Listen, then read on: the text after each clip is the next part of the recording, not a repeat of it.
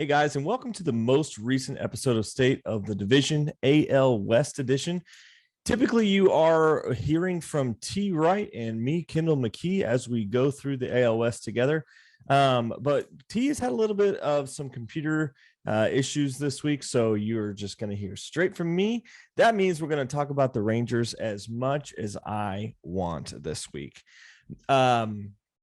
No, in all seriousness, the Rangers did have a good week, and we are going to dive into that. But I'm going to try to stay as unbiased as possible, which is why today I wore my LA Dodgers Jackie Robinson hat because I wanted to stay as unbiased as possible. I had a comment about it the other day, and so I said, you know what? I'm going to wear my blue Dodgers hat today for the show. So the way we're going to little break it down this week, since it is just me, probably will just be a little bit shorter because we'll be monologuing with myself today. But last week sorry, as I said, we will want to break down the episode for you instead of just jumping straight in. Let me break it down. We're going to go through the standings. We're going to go through a little bit of a breakdown on that. A little bit of a power ranking stuff and how I could see the division changing up. I think there's a little bit of a surprise here. Maybe not to most of you if you've been listening this whole time, but there are some surprises there. We're also going to go into how the standings negated some of the things that I'm going to talk about. For instance, some teams played 7 games this week. Some teams played 5. So I think that does play into the weekly power rankings. We're going to walk through what it looks like for the additions and roster moves for the week. And then we're going to look at some guys that just played extremely well. And what our favorite part of the week has been so far has been the MVPs and the LVPs. Typically, T does that. And so typically he comes up with an MVP pitcher and hitter, and then an LVP pitcher and hitter for the week. So I wanted to be able to provide that for you. So I had T send me his answers. So I do have what he would like to say here as the MVP and LVPs of the week. And then I'm going to give you a hot card buy, which might seem obvious. And I actually have brought him up before, but we are going to say him again. So without further ado, let's go ahead and dive on in. I'll give you the updated standings. Over the last week, we saw some differences in what it looked like to be in the AL West. For instance, we saw the Astros go 3-2, the Mariners go 3-2, and then they had a series against each other, so that's kind of unique. And then we saw the Rangers go 6-1, the Angels go 2-4, or the A's go 2-4, and then we saw the Angels go 0-6 this week. So a really tough last stretch for the Angels, and I want to talk about that in terms of our power rankings and how we are going to deal with all that. But in terms of updated standings, overall we have Houston still at number 1 and leading in the division, 31-18 on the year. Then we have just behind them coming in second, we have the LA Angels. They are 27-23, 4.5 games back of Houston now. So Houston is separating themselves from the LA Angels, and I think that is due mostly to their pitching. Texas Rangers are right there. As of this recording, they just finished a game, and so on Tuesday night, so they are actually they're playing 500 ball now. They are only 6.5 games back, two games off of that wild card game back, which I know it's a little early to look at, but we're still going to look at it. And then we've got Seattle 21-28, had a pretty solid showing for the most part, especially against Houston. And then we're going to see Oakland down there at 20-31, where it's a nice 12 games back and actually 7.5 games back from that last wild card position.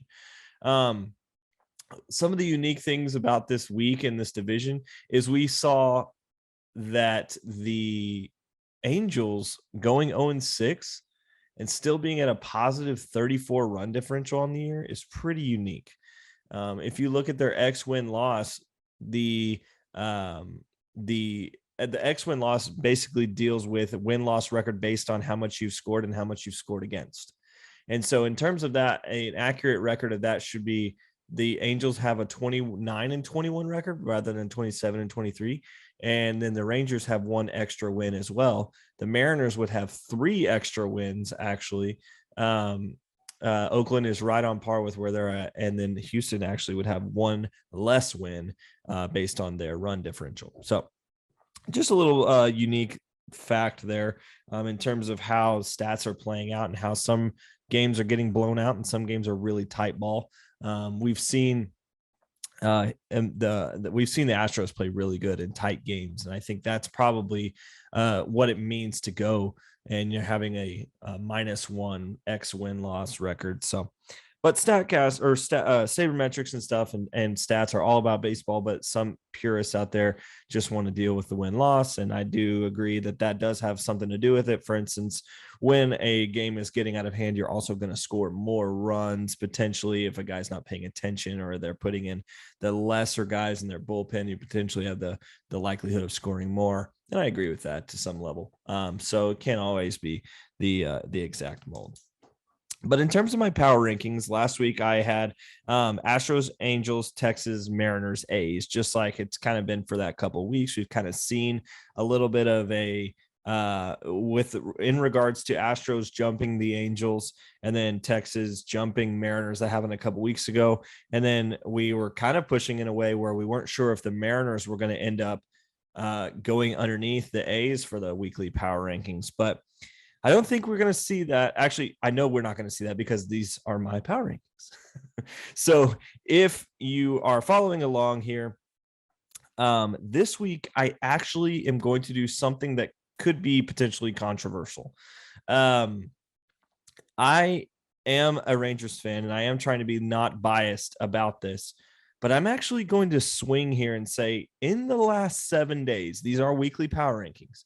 So in the last 7 days, there is not a club in this division that you do not want to play more than the Texas Rangers. In every single offensive category, except for, I think, walks, Texas has led the division over the last 7 days.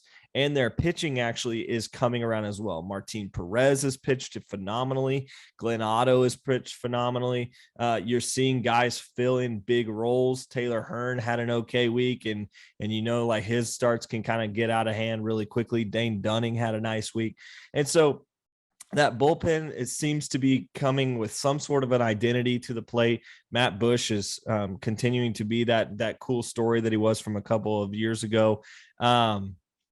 And Barlow's pitching nice in the ninth inning. So the Texas Rangers actually are going to move into my top spot for the weekly power rankings. And I do want to give caveats there because it is a weekly power ranking and likely they will not be there next week. But due to the fact that Texas played so good this week, and then the Astros did not play well, they lost a series against the M's. And then they only played 5 games. And then the Angels had an over 6 week. I can't justify putting those two teams ahead of Texas in the weekly power ranking. So Texas deserves it this week. They are number 1 in the AL West this week. Funny enough, it is the week that T is out, and it's just the Kendall show to talk about how good the Rangers did. Maybe he just didn't want to hear me babble about the Rangers, and he didn't. And so he couldn't come in. But right after that, I am going to have the Houston Astros right at the 2 spot still. They played 3-2 ball, still winning records, still played fine, lost a series to a divisional opponent, which I think is a big deal, especially when the M's are actually climbing the power rankings this week. They are going to be in the 3 spot, but the Astros they lost the series from them, but they did take a game. So they were let's see. They did beat the Houston Astros, but we saw them stumble, and actually currently they are losing to the A's. And so that could bring them at a 3-3 week, which is exactly 500, but it's still strong enough to get to that number 2 spot. And we are going to talk a little bit about some of the struggles of the Houston lineup here in a little bit. But one of the things I wanted to point out in this section here is Yordan Alvarez has continued to rake and was coming in with a just incredible bat. Okay. Jose Altuve is behind him and the second best hitter this week. He comes in with a 130 WRC plus as the second best hitter on the team. That's only 30% above league average. And everyone else is below league average over the last 7 days on that offense. Everyone else, including players that only play, had a couple of at-bats this week or whatever. They just really, really struggled offensively this week. And so when you have Yordan Alvarez and Altuve playing above league average, they are above league average players, and that is true. But when you have just two guys on a team that are playing well and everybody else is really struggling on the week, that's going to give you a negative differential in terms of where you're going to put on my power rankings. So that's where they're going to end up in the 2 spot. When the rest of that team is below league average in the WRC plus, I'm just going to have to give it to them. Plus, there's some pitching issues that we're going to talk about a little bit later that T actually brings up. So we're going to talk about that in a minute. I actually have the Mariners number 3 here, and not because I thought they played phenomenally. I think J-Rod is coming out of his shell, out of his skin. He is playing like the guy that we thought he was, talking preseason and all of his accolades in terms of his minor league promise and what that's looked like. We have seen J-Rod become the player that we think he's going to be. And luckily for the Mariners, we've talked about Kellenick's struggles. We've talked about Kyle Lewis's struggles. Evan White has been injured. So like the young core of that team needs some injection. And that's what J-Rod has brought to the team. And they are still not healthy yet, but they are playing better ball. I've watched them in some close games this week play really well. We're seeing Winker do a little bit better. Suarez doing a little bit better. Those two were big additions in the offseason from the Reds. We've seen Ty France have an incredible week. He did not win our MVP, little foreshadowing. Ty France did not win our MVP of the week because it came down to plate appearances. He only had 17 plate appearances, but he had a 289 WRC plus. Like he was absolutely killing the ball. And the only reason that he went under the MVP of the week, according to T, was came down to plate appearances. JP Crawford has also played amazing. We cannot shill him enough right now. Like JP Crawford is playing very, very well as well. The only reason that he did not catch the MVP of the week was also down to plate appearances. He himself had a 250 plus WRC plus. So when you're looking at guys like Ty France, JP Crawford, J-Rod, there is guys on this team that are playing really well. And I like to see that going into this May, June, July stretch, where once you get into the summer, you really are starting to determine what kind of ball club you are. And you have to position yourself in a way where you need to be at least competitive in this part of the season. So it's not such a big hill that you need to climb up later in the season. And so they are near 500 ball. They're 5.5 games back of the wild card. I think they could easily make that up. And I actually think they could make up some of those 10 games as well. I think this ends up being a really tight division in the future.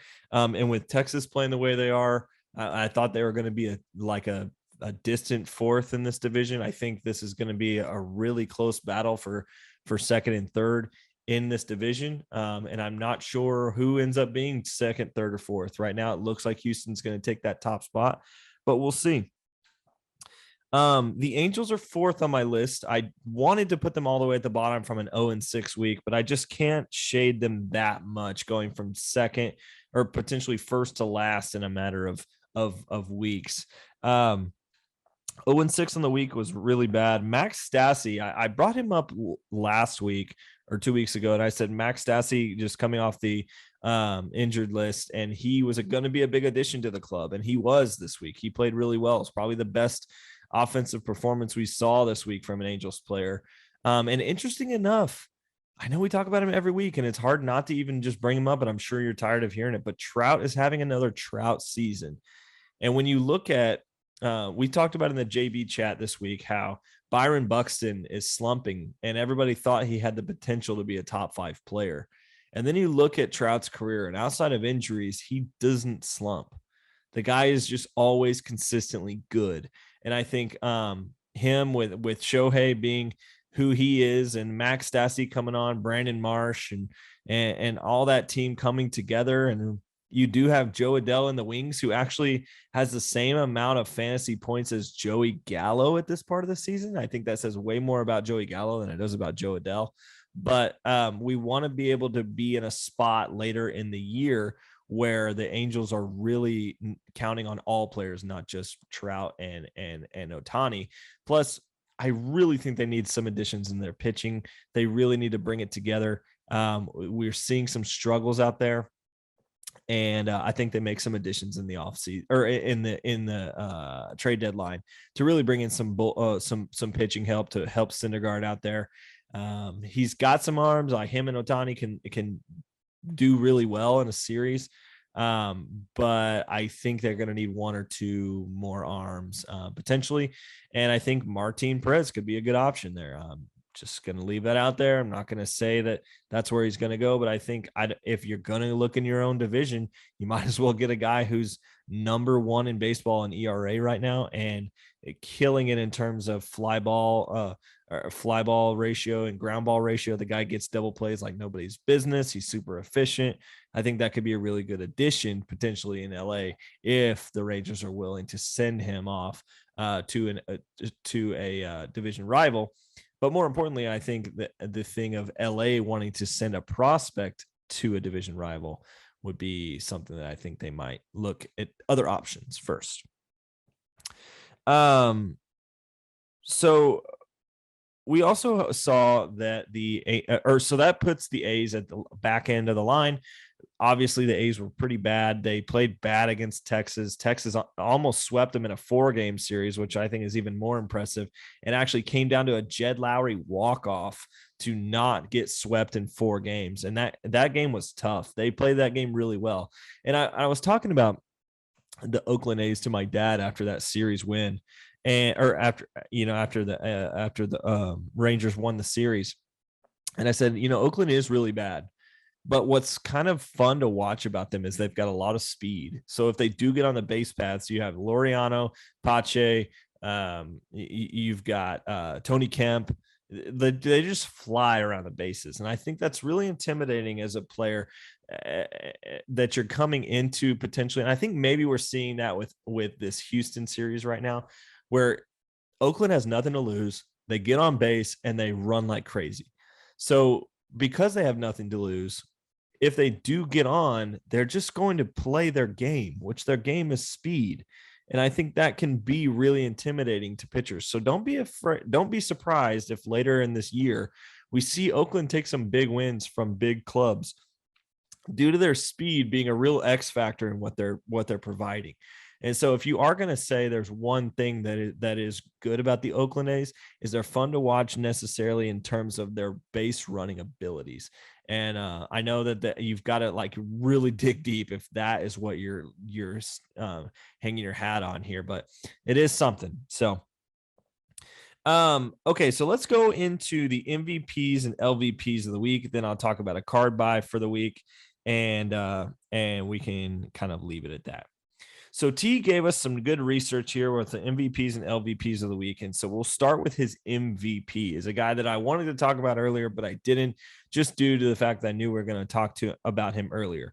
Cole Calhoun is his MVP of the week, which I totally and completely agree with. Cole Calhoun needs some respect on his name.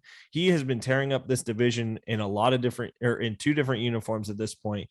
And he deserves some respect.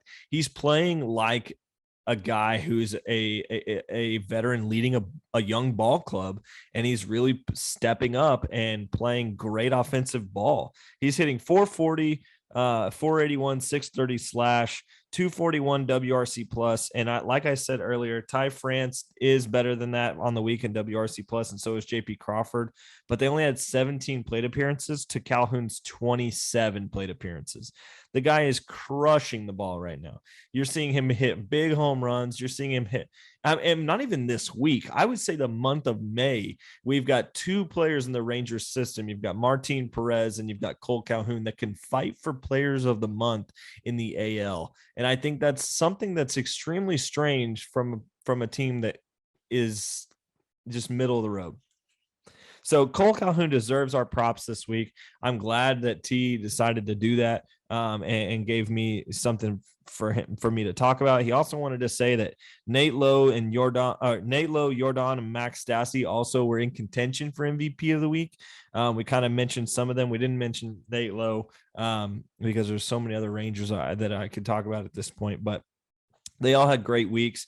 MVP of the week goes to Cole. Cole, we know you're watching. Keep doing great. Lead this team and potentially get a wild card spot. That would be kind of crazy. So I think that's the peak of the Rangers this year, is squeaking into that third wild card spot. So I'm going to enjoy this week while it's here.